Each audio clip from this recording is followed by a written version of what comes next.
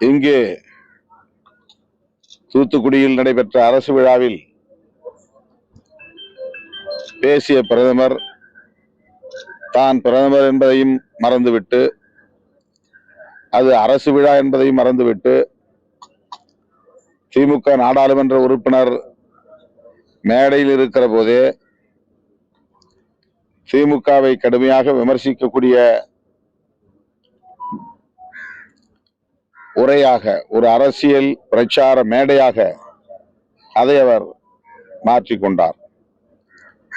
மக்களவையில் அவர் கடைசியாக ஆற்றிய உரையும் அப்படித்தான் இருந்தது. மக்களவையில அவர் குடியரசுத் தலைவரின் உரை மீதான நன்றி தெரிவிக்கும் தீர்மானத்திற்கு நன்றி தெரிவிக்காமல், அதற்கு பதில் சொல்லாமல், காங்கிரசையும் எதிர்க்கட்சிகளையும் கடுமையாக சாடுவதற்கு அந்த வாய்ப்பை பயன்படுத்திக் கொண்டார். அதை போல இந்த அரசு விழாவை ஒரு அரசியல் மேடையாக அவர் பயன்படுத்தியது அவருடைய பொறுப்புக்கு அழகல்ல என்பதை விடுதலை சிறுத்தைகள் கட்சி சுட்டிக்காட்டுகிறது. எத்தனை முறை பிரதமர் தமிழ்நாட்டுக்கு வந்தாலும் சுற்றி சுற்றி சுழன்று சுழன்று பரப்புரைகளை மேற்கொண்டாலும் தமிழ்நாட்டு மக்கள் மோடி வித்தையை நம்ப மாட்டார்கள். பாஜகவுக்கு இங்கு பெரிய செல்வாக்கு உருவாகாது என்பதை விடுதலை சிறுத்தைகள் கட்சி அடித்து சொல்லுகிறது. வருகிற நாடாளுமன்ற பொதுத் தேர்தலில் தமிழ்நாட்டை பொறுத்தவரையில் திமுக கூட்டணி 40க்கு 40 வெற்றி பெறும். ஓரிரு நாட்களில் பேச்சுவார்த்தை நடைபெறும். இரண்டாவது கட்டமாக ஏற்கனவே நாங்கள் திராவிட முன்னேற்ற கழகத்தின் தலைமையில் உள்ள அனைத்து கட்சிகளும் ஒருங்கிணைந்து செயல்பட வேண்டிய தேவையை சுட்டிக்காட்டியிருக்கிறோம்.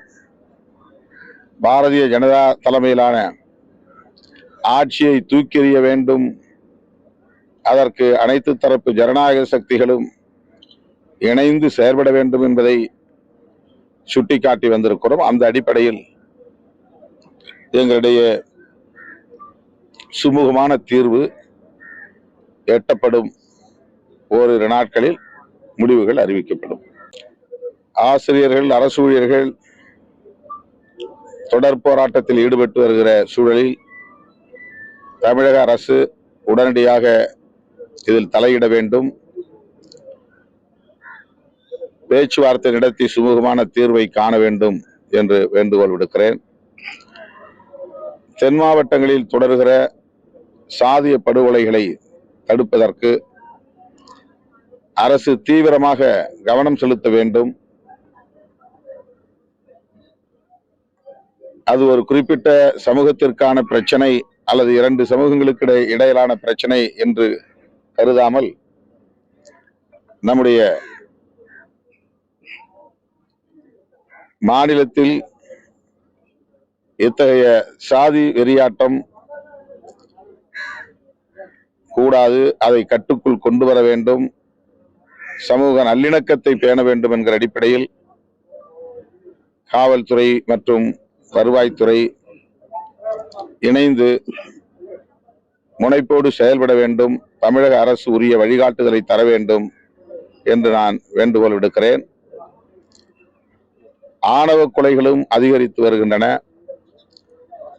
அண்மையில் சென்னை அருகே பள்ளிக்கரணையில் மிக கொடூரமான முறையில ஆணவ கொலை நடந்தேறி இருக்கிறது. வழக்கமாக குக்கிராமங்களில், நகர் ஊரக பகுதிகளில் இது போன்ற ஆணவ கொலைகள் நடப்பதை நாம் பார்க்கிறோம். இந்த முறை சென்னையிலேயே இத்தகைய ஆணவ கொலை திட்டமிட்டு நடத்தப்பட்டிருக்கிறது என்பது அதிர்ச்சி அளிக்கிறது. எனவே தமிழக அரசு ஆணவ கொலை தடுப்பு சட்டத்தை இயற்ற வேண்டும். அது காலத்தின் தேவையாக இருக்கிறது. ஆதி திராவிடர் பழங்குடியினர் நலன்களை மையப்படுத்தி துணை திட்டத்திற்கான சட்டத்தை அண்மையிலே நடந்த கூட்டத்தொடரில் நிறைவேற்றியிருப்பதை விடுதலை சிறுத்தைகள் கட்சி வரவேற்கிறது. மாண்புமிகு முதல்வர் அவர்களுக்கும் தமிழக அரசுக்கும் எமது நெஞ்சார்ந்த நன்றியை இந்நேரத்தில் பதிவு செய்கிறோம்.